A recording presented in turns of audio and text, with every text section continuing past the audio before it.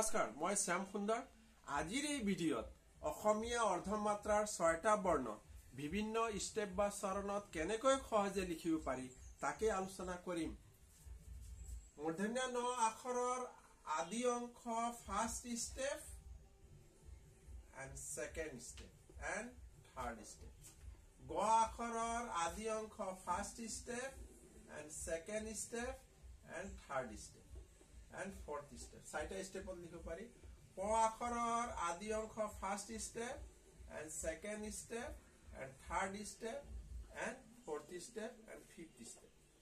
Kha akharar adi ankha first step, second step, third step and fourth step and fifth step. Tha akharar adi ankha first step, second step and third step and fourth step.